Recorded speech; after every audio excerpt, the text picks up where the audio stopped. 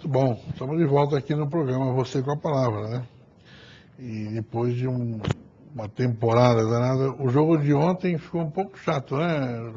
Porque não tinha vuvuzela. Você percebeu que tem uma diferença danada? Daquele barulho todo que tínhamos lá na África e aqui no Brasil, sem barulho. Mudou muito, né? Mas no programa Você com a Palavra hoje tem uma figura extraordinária que você precisa conhecer, né? Trata-se do meu amigo Pedro Batista de Carvalho, não é isso? Chamado de Professor Pedro Batista, não é? Professor Pedro. Professor Pedro. Normalmente. Não tem o Batista? Não. Então, professor Pedro, não é? A gente tem aqui o prazer de recebê-lo, não é? Muito obrigado. E conversar contigo sobre um pouco da história do Brasil que ficou meio que esquecida, né? Esquecida e o que tem havido na realidade é uma grande distorção, Sim. principalmente no que se refere aos últimos 70, 80 anos de história do Brasil. Então, Muita distorção. A partir do governo de Getúlio para cá, né? Muita coisa aconteceu, né? Houve muita omissão, né? E mesmo aquilo que é apresentado como uma realidade apresenta muita distorção. né? Exato. Ficou, eu acho que, na verdade, as revistas da época, né, Exato. acabaram romanceando, eu acho até que influenciado pela Semana de Arte de 22, né, os fatos, na verdade, e acabou isso levando a... Primeiro, algumas coisas ficaram escamoteadas, Exato. não ficaram claras, né? Outras coisas foram contornadas, né? Exato. E outras coisas foram romanceadas mesmo, não é verdade? Exato. Uhum. É. O movimento integralista, por exemplo, é um movimento que no Brasil ninguém estuda. Ninguém estuda, exatamente.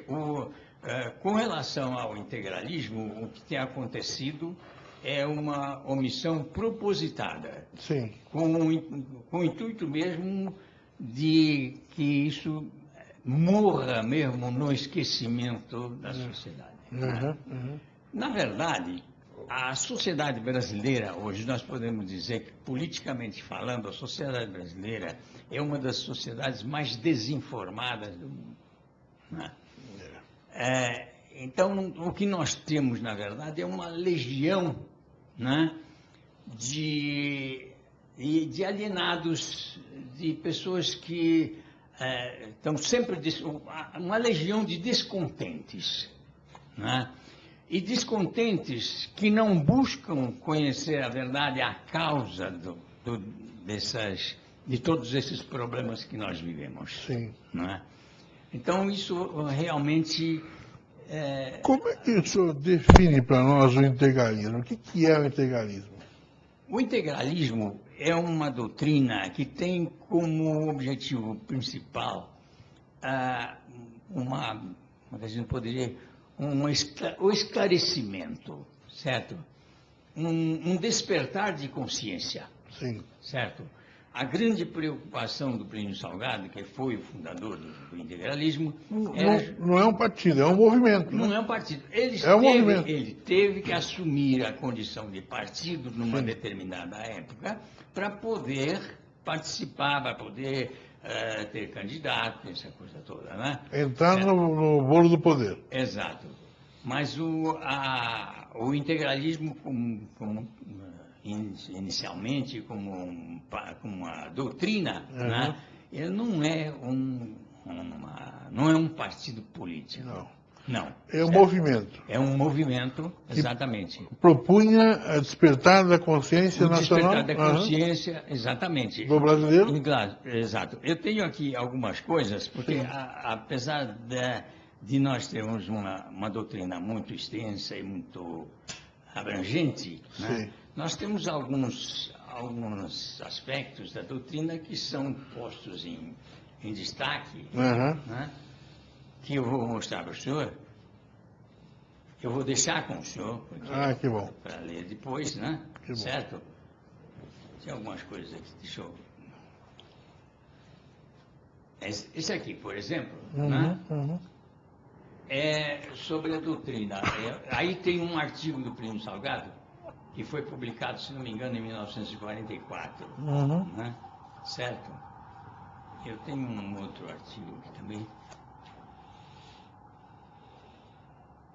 Isso aqui também é muito importante, porque nós temos um conceito muito claro de nacionalismo. Qual que é o conceito de nacionalismo? Veja esse trechinho que está aí no início, professor. Aqui no início? E esse início aí. Levantamos-nos num grande movimento nacionalista para afirmar o valor do Brasil. Essa aqui é a preocupação, afirmar o valor do Brasil. Qual é o valor... Veja depois que, Sim. Da segunda parte... Tá bom, mas com a sua colocação, qual que é o valor que o Brasil tinha para esse movimento? Então, veja bem, o nosso conceito de nacionalismo, de patriotismo, evidentemente, né, para a grande maioria das pessoas é aquele conceito ufanista. Sim. Mas não é um mero ufanismo, né, porque nós procuramos pôr em destaque os valores autênticos do Brasil. Né? E principalmente do povo brasileiro. Certo. Né?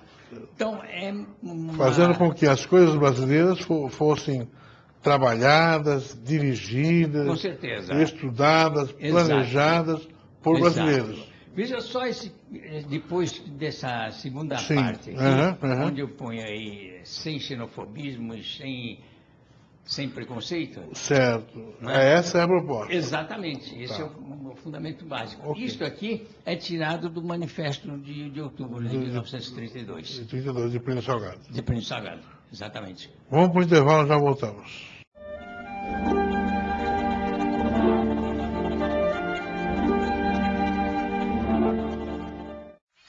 E aí, vamos acender um? Opa, tá na mão. Você quer, Maria? Não, tô na boa. Ah, Maria, só um pega, vai. Não. Ah, Maria, deixa de ser careta. Até que você sabe, minha viagem é outra.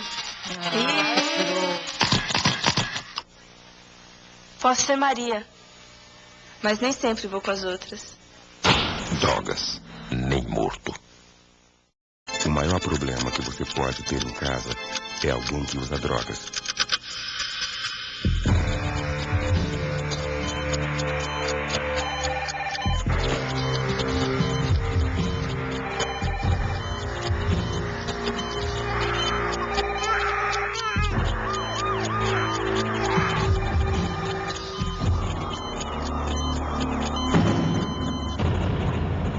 Encare esse problema de frente. Você acha que é fácil descobrir se o seu filho está usando drogas? Ele vai chegar com os olhos vermelhos e um comportamento estranho. Vai andar com amigos suspeitos e chegar de madrugada. Mas tem uma coisa que você não pode imaginar. Mãe, cheguei! 1 em cada 10 usuários experimentou drogas pela primeira vez entre 8 e 12 anos de idade. Drogas, nem morto.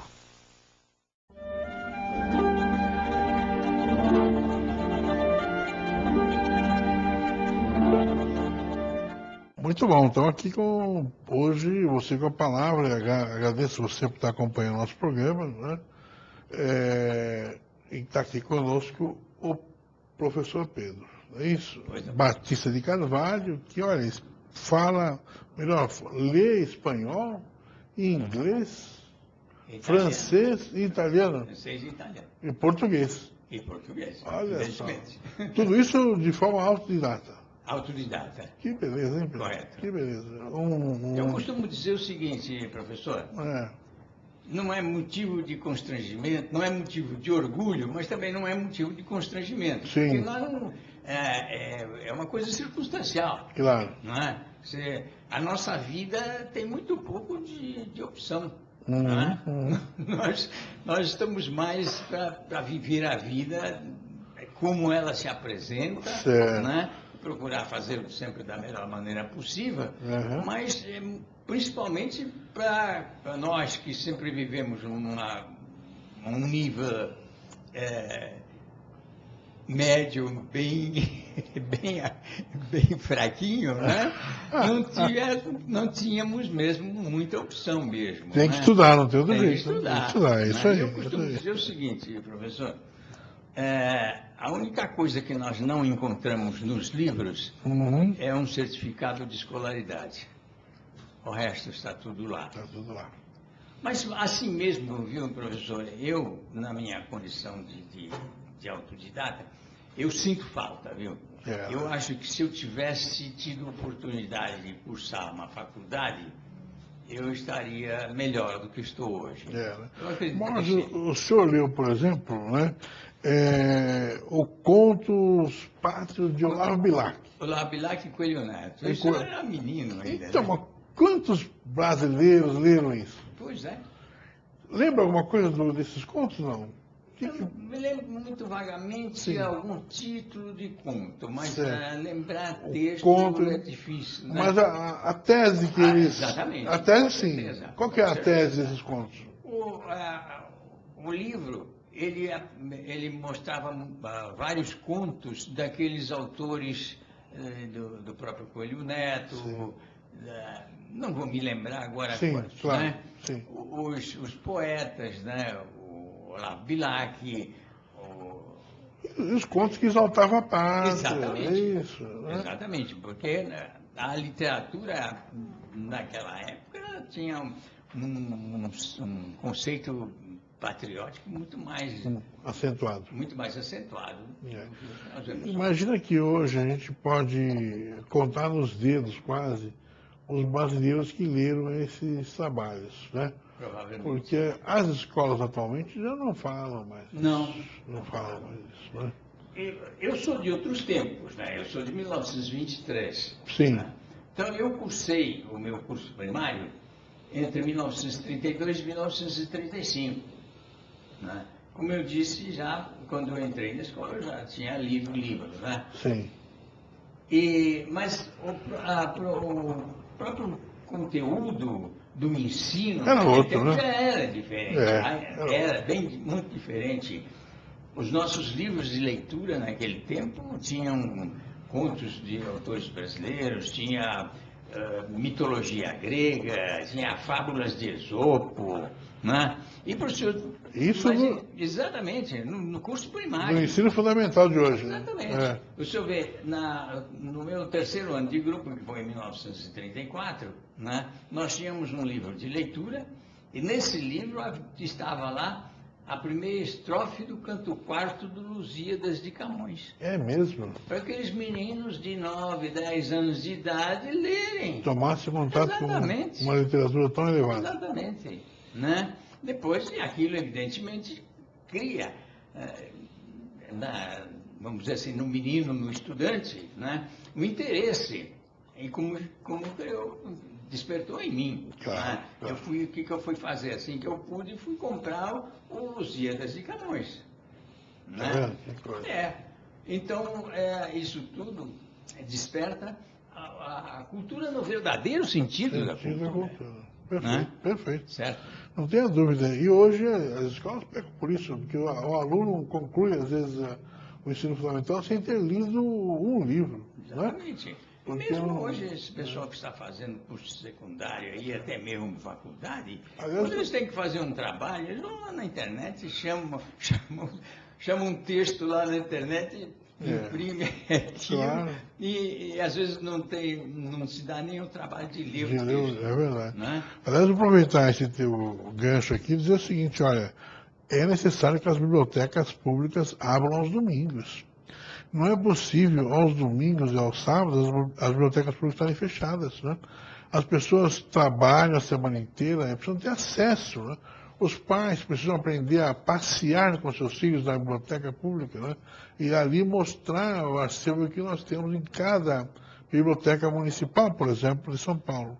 É fundamental que você, que está aí no governo atualmente, perceba isso. As bibliotecas públicas têm que ser abertas também no fim de semana. Não pode fechar. É claro que não vai resgatar histórias como essa do Sr. Pedro, mas vai permitir que os alunos de hoje frequentem também, num horário que eles possam frequentar a biblioteca pública, que está aí, né, no seu município, aqui em São Paulo e outros lugares, fechada no domingo. É incrível um negócio desse, né? Mas eu estou contente de falar contigo, viu, professor Pedro, por conta dessa tua experiência que você está colocando para os nossos telespectadores, né? Para que eles possam sentir aí, de perto, quanto é a formação de alguém que se formou lá em 34? 1934. 34. Que cidade? Catanduva. Catanduva. Aliás, o primeiro e segundo ano, nós morávamos em Itápolis, Sim. também no interior de São Paulo. Sim. Né? E em março de 1934, nós mudamos para Catanduva. E a partir daí, então, eu fiz o terceiro e o quarto ano de grupo, lá em Catanduva. Né? Por falar nisso, como o Plínio Salgado tinha uma escola, chamada ABC. Acompanhou um pouco isso ou não? Não, nós não... Eram grupos que ele formava nas... Não, os núcleos integralistas, porque o Plínio Salgado, a divulgação do integralismo foi geral, todo o Brasil. Né? Então formavam-se núcleos nas cidades, aqueles municípios onde havia o movimento integralista, formavam-se núcleos. Sim. E os núcleos tinham, entre outras coisas, aquela função principal de passar a doutrina, tinha também aquela preocupação com o aspecto social, né? E havia escolas, os núcleos tinham escolas, né? Tinham assistência social, tinha assistência médica, né? Certo? Então havia essa preocupação também com o social, né? Certo? Que levava, na verdade, naquele período, todo o setor de atividade tinha essa preocupação social, né? A igreja também, né? Tinha aquela Jobe, a Joca, a Júlio, entidades que tinham a preocupação da formação e também da sociedade, do assistencialismo. Isso, bem mais assistencialista, né? Tá certo. Porque o assistencialismo, quando ele é por parte da sociedade, do povo, é legítimo. Né? É legítimo. O assistencialismo não é legítimo quando parte do governo. Assistencialismo por iniciativa do governo é compra de votos. Exatamente. De baixo para cima, normal, mas de cima para baixo é complicado. Né? Vamos para o intervalo, já voltamos aqui com essa conversa maravilhosa com Pedro Batista.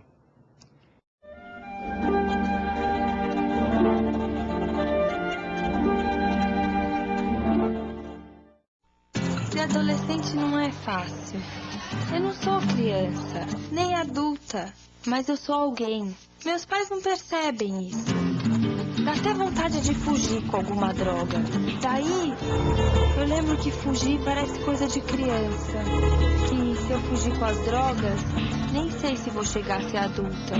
E talvez eu deixe de ser alguém.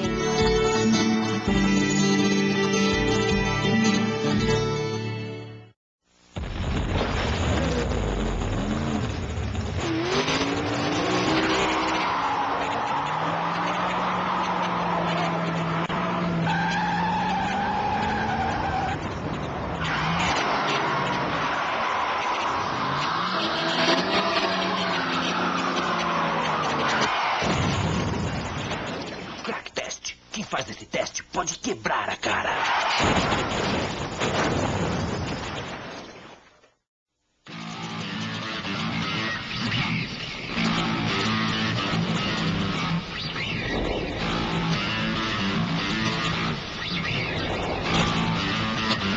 Com as drogas, você precisa sempre mais.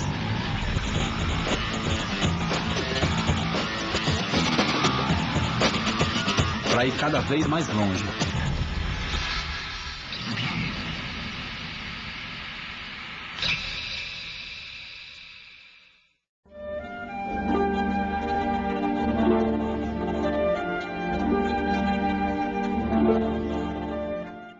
Muito bem, então aqui novamente no programa Você com a Palavra. E nosso terceiro bloco e falando hoje com Pedro Batista, né? Professor, autêntico professor, né? Que domina 4 idiomas, né? Tem um vasto conhecimento da história brasileira, né? E a gente vai analisar com ele agora nesse bloco 2 problemas que é importante do momento atual, professor Pedro. Eu quero trazê-lo para 2010, né? Pois não. Que é uma loucura, né? Exato. Esse 2010 dentro do Brasil. Nós estamos vivendo uma democracia? Não, senhor. Nós temos uma democracia no papel, né? Nós temos uma Constituição, né, que ainda deixa bastante a desejar como Constituição, mas mesmo assim é uma Constituição. Só que ninguém está tomando conhecimento dessa Constituição. O próprio governo, o próprio Executivo despreza a Constituição. Professor Pedro, veja só uma coisa. A nossa Constituição, ela gera direitos e deveres. Pois não. Não é? Certo. Sabe quantos deveres? Não. 16. Pois não. Sabe quantos direitos? Não. 1000 e tantos. Exato. Olha, o senhor aprendeu lá na escola, lá atrás, que a cada direito corresponde a um dever. Exato. Com Não certeza. é? Se você tiver um direito, tem que ter um dever para cumprir aquele direito. Exatamente. Agora, essa disparidade trazida pela Constituição gerou, por exemplo, a grande distorção de que o governo acabou com o direito adquirido, que era um direito que todo cidadão tinha a partir de ter acessado o governo, tendo uma atividade legal, assim por diante, ele adquiria esse direito. E o governo acabou com isso. A primeira coisa foi essa situação. E outras situações que nós estamos vendo a Constituição ser simplesmente esquecida. O senhor usou um termo melhor que o meu. Exato. Eu ia usar rasgada. Não é? Exato. Então, esse é um dos aspectos, eu entendo que é um dos aspectos mais graves desse nosso governo, para dizer a verdade. Né? Certo? Esse descaso com a própria lei que o próprio governo criou. E o povo não é considerado em nada. Né? Nada. Absolutamente nada. E a democracia exatamente. É governo do povo, exato. pelo Então, povo. Exato. E para o povo. Exatamente. Aquilo que está escrito na Constituição, todo poder emana do povo, isso é uma falácia. Né? O poder do povo termina a hora que ele põe o voto na urna. Dali para frente ele não tem acesso a mais nada. Né? Deixa eu ver quando surge um movimento como esse Ficha Limpa, por exemplo, né? Foi necessário fazer um movimento nacional, reunir mais de 1.500.000 assinaturas, né? Para entrar com uma lei do povo. Então, se nós tivéssemos que fazer a cada lei que fosse necessário mudar ou modificar alguma coisa, tivéssemos que fazer isso, nós não íamos terminar nunca, não é verdade? O senhor acha válida a ficha limpa? Essa lei? Eu acho válida em termos, professor, porque, veja bem, será que em cima dessa ideia da ficha limpa não tem muita gente denunciando, fazendo denúncia vazia aí para ver o seu adversário ser prejudicado, né? Quer dizer, isso também pode acontecer, não é verdade?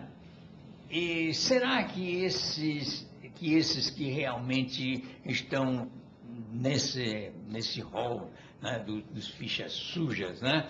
Será que eles realmente vão sofrer a sanção de não poder se candidatar ou se recandidatar? Né? Então, acaba sendo punido por isso e fica... Exatamente, acaba invalidando um processo. Mas, na medida que faz uma lei desta, né, o direito brasileiro fica colocado de lado. Né? Porque na minha opinião, isso altera um pouquinho todo o processo que essas pessoas estavam seguindo da justiça, né? Que a justiça tem lá, enquanto não for transitado julgado, não é válido. Né? E agora a ficha limpa quer que isso seja antecipado. Então, estão se sobrepondo ao direito, ou não? Pode ser considerado assim também, sob certo aspecto, né? Mas, na verdade, isso seria, digamos assim, uma maneira de se prevenir, né? Porque está sendo, ainda não foi julgado, né? Mas ele é suspeito, né? E essa suspeição, geralmente, ela é bem fundada, normalmente. Né? Porque, né? A sua opinião é muito válida e dos autos da sua experiência a gente pode considerar isso. Só que uma coisa aqui, o tempo já passou. Viu? E o programa... Ah, sim, já terminou o nosso programa. Está no final. Ah, tudo bem. Só quero que o senhor dê um abraço a todos, né? Eu transmito. E garanta aí que volta uma outra vez para conversar conosco, tá bom? Com certeza. Muito bom, e você acompanhou, você com a palavra hoje, olha, deliciosamente conversado com o professor Pedro de Carvalho, um homem que tem uma experiência danada, que trouxe para nós aí toda uma história que valeu a pena. Um abraço, até o próximo programa.